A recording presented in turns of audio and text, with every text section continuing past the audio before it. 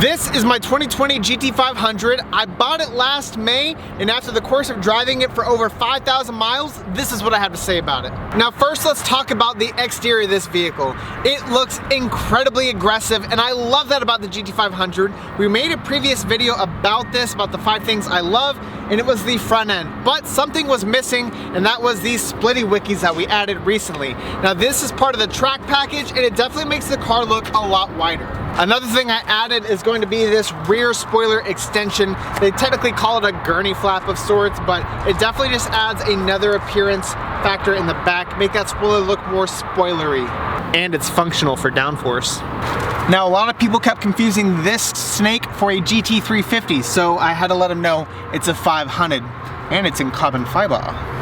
So one of the things I don't like about driving this car for 7 months is that these wheels get dirty really fast, and that's mainly due to the fact that this thing has massive 6-piston Brembo calipers that produce a lot of brake dust in regular day-to-day driving. This wheel is not matte, it is actually a nice shiny gloss, but you'd never know because after 5 minutes it's instantly dirty. Another thing I don't like is this heat extractor. It's great whenever you actually have it open and it's extracting heat, but if you want to go wash the car, you have to put that panel right back in. Let me show you what I'm talking about. Now this is the removable heat extractor, and for this to really function well, it has to be removed and extract all that heat off this supercharger. I talked about this in the 5 things I hate about the GT500 previously, and honestly, it does do a really good job of extracting heat, but getting it off is a pain in the butt. And on days where it's gonna be raining, you have to put it back on, or even days you wanna wash the car, you have to put it back on. Back on, back off, back on, back off, choose one! But every time I open this hood to take this heat extractor panel off, I at least get to look at this massive supercharger sitting on this giant 5.2 liter V8. Warms my heart. Now one thing that I appreciate is how easy it is to get in. Now one thing I don't appreciate is this. I'll never get used to dialing what gear I want. I would have much rather them to just give me some buttons like a McLaren. No, they had to give me the Ford Explorer radio telephone BS. But let's go for a drive.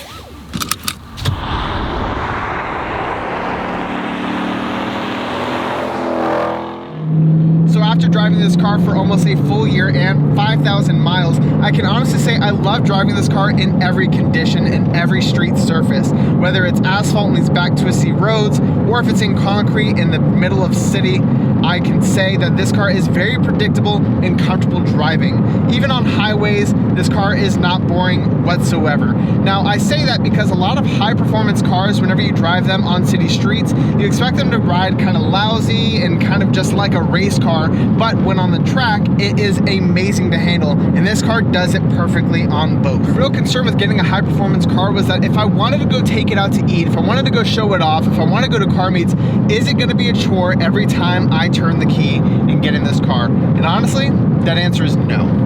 Another thing that I love about this car is how much power it has. Again, this is the most horsepower that Ford has produced in any production vehicle. And honestly, it is incredible. It is a blast to drive. One of my biggest concerns was that this car was gonna have too much power for the street. Maybe I'm buying too much of a track car and not so much of a street car, but to be honest, it has just the right amount.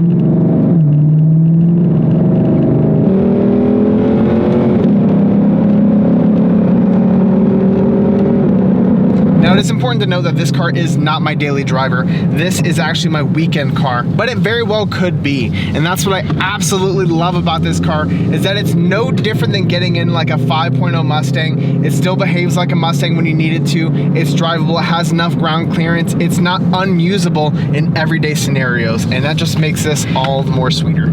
As for the inside of this vehicle, I can honestly say it has not grown on me. Yes, the GT500 does get some special stuff like the titanium brushed color stuff, but that's really about it. Aside from that front dash cover that is carbon fiber, this car for all intents and purposes is the same as an EcoBoost Mustang with the performance package. Same gauge cluster, same headliner. Nothing about this car really screams high performance except the optional seats that I selected for this car and maybe this suede steering wheel. But other than that, base model Mustang interior. But one thing that has impressed me is the gas mileage. Whenever you're hitting the highways, you can get up to 21 to 22 miles to the gallon if you're nice and easy and you just set the cruise control on. And if you hit the city streets, you're not gonna get the best gas mileage, but it definitely could be worse considering this car has over 750 horsepower.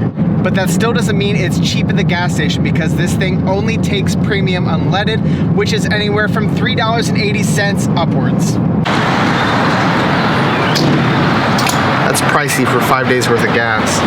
Now this might be just the rapscallion young person in me that really wants this car to be obnoxiously loud, because it really doesn't sound loud on the inside of the vehicle. Yeah, see, not that loud. But from the outside of the vehicle, it is a completely different story. A big concern of mine when I bought this car was, is it going to be noticeable? Do I want to be noticed in this car? Now that sounds a little conceited, but absolutely. When you pay the money for a GT500, you want it to look like the top trim Mustang, and a lot of people say I'm a little too critical about it. But one thing I've noticed in this almost year of driving this vehicle out in public is that it turns a lot of heads. A lot of people recognize this car as being something special.